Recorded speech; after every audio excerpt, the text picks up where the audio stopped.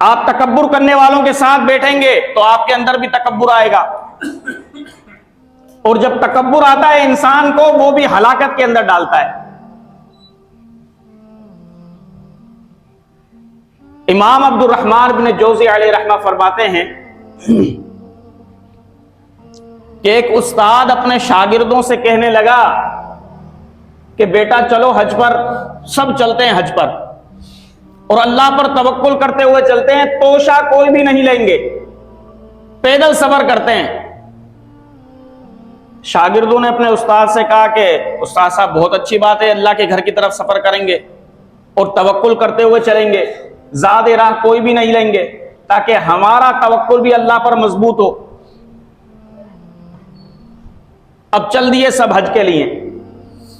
चलते चलते जब उस्ताद भी थक गया, शागिर्द भी थक गए, तो शागिर्दों ने कहा अपने उस्ताद से कि उस्ताद साहब ऐसा करते हैं कि अब ये सामने गिर जाए,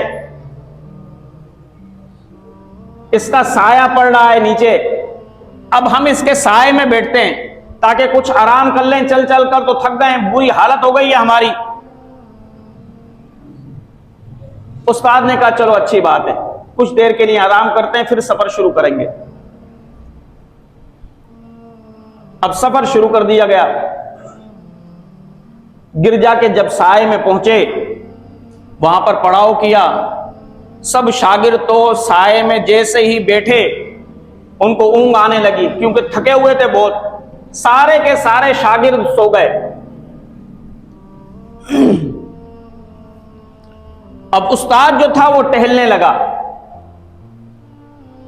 अब देखें, इस वाकये से मैं आपको दो बातें बताऊंगा कि क्या सबक मिलता है हमें।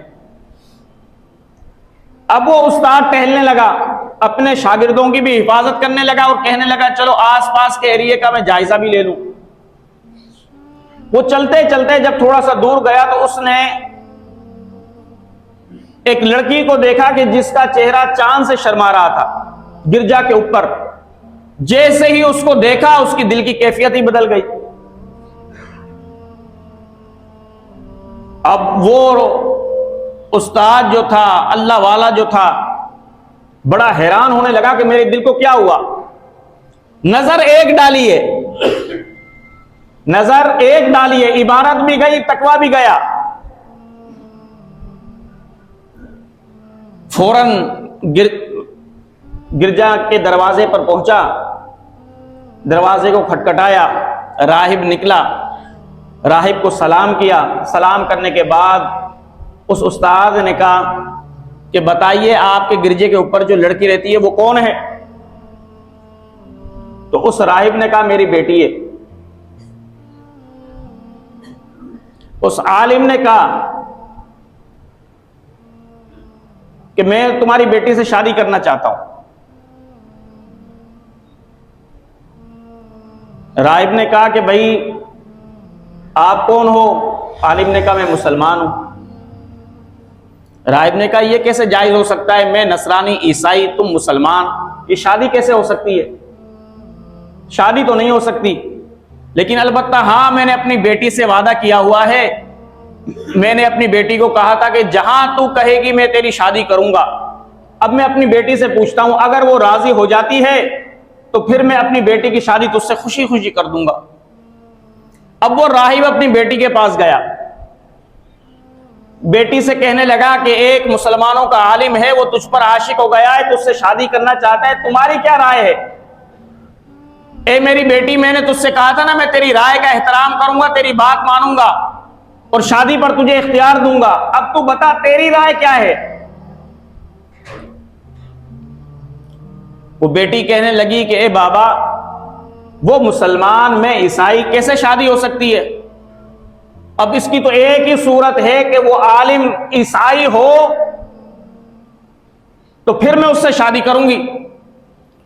अब वो आलिम ये बातें सुन रहा था, फौरन ही नीचे खड़े खड़े ही आवाज लगाई कि मैं ईसाई होने के लिए तैयार हूं। जैसे ही आवाज लगाई, लड़की ने अपने वालिद को कहा कि इसको भी ऊपर बुला लो। वो ऊपर आ गया। लड़की ने कहा लेकिन दूसरी शर्त मेरी यह भी है कि भाई निकाह के वक्त मेहर दिया जाता है, तुम्हारे पास मेहर के लिए क्या है? बज़ाहिर तो तुम्हारे पास कोई सामान नहीं है, एक असा है तुम्हारे हाथ में, बस मेहर क्या दोगे? तो वो आलिम कहने लगा मेरे पास मेहर देने को तो कुछ भी नहीं है। तो लड़की ने कहा फिर 10 साल मेरे खंजीरों को चराना होगा, मेरे सुअरों को चराना होगा 10 साल, यह हक मेहर होगा। अगर मंजूर है तो मैं शादी करने के लिए तैयार हूं। तो वो आलिम कहने लगा मैं राजी हूं। लड़की ने कहा पहले तुम मेरी ये शर्त पूरी करो, जाओ 10 साल तक इन सुअरों को चराओ और चराने के बाद फिर मैं तुझसे निकाह करूंगी, जब हक मेहर अदा हो जाएगा। अब उस आलिम ने जिससे वो खुतबा दिया करता था वो लाठी पकड़ी और पकड़कर खंजीरों को हाँक कर लेकर जाने लगा। अब जब शागिर्द उठे, उन्होंने अपने उस्ताद को देखा कि भाई नजर नहीं आ रहे। अब बेचारे बड़े परेशान कि वो तो हमारे रहबर थे, कायद थे, कहां गए? अब तलाश करने लगे। तलाश करते करते जब ना मिले तो उन्होंने गिरजे का दरवाजा खटखटाया और राहिब से पूछा कि इस हुलिये का शख्स आपने देखा है? तो उस राहिब ने कहा हां मैंने देखा है।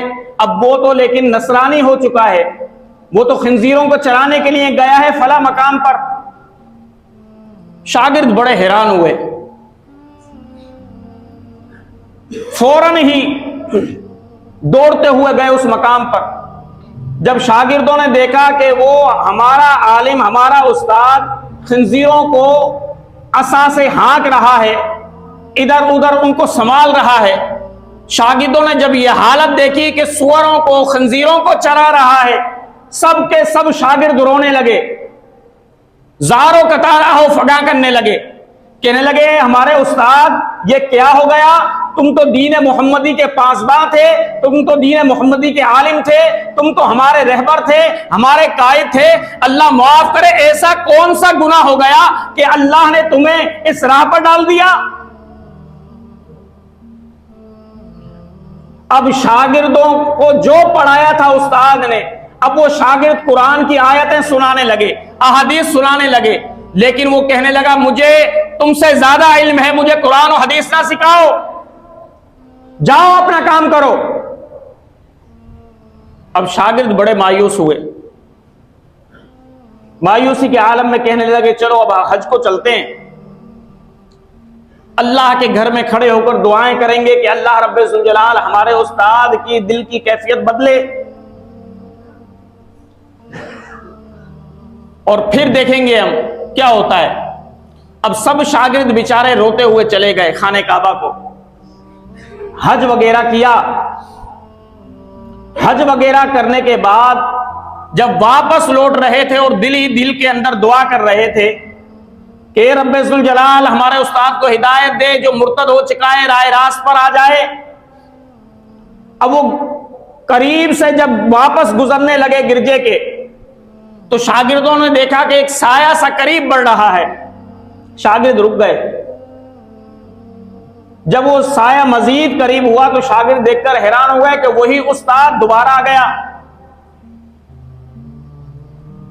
वो कहने लगा ए मेरे बेटो, अब मैंने अल्लाह की बारगाह में तौबा कर ली है, चलो अब अपनी मंजिल पर चलते हैं। तुम तो अल्लाह का घर देख आए, हज कर आए, मैंने ना किया, लेकिन मैंने अब अल्लाह की बारगाह में तौबा कर ली है। मुझे पता लग गया है कि दीन हनीफ, दीन हक, दीन मोहम्मदी ही है, इसलिए मैंने अल्लाह की बारगाह में तौबा की है और दोबारा इस्लाम कबूल कर लिया है। अब दोबारा उस्ताद आ गए शागिर्दों के पास साथ। अब एक दिन उस्ताद पढ़ा रहा था तो शागिर्दों ने पूछा कि उस्ताद बताओ तो सही, जब भी कोई इंसान पर मुसीबत आती है, कोई बला आती है, तो किसी गुनाह का नतीजा होता है। आप ये तो बताओ कि आपने ऐसा कौन सा गुनाह किया था कि यह बला आप पर पड़ी?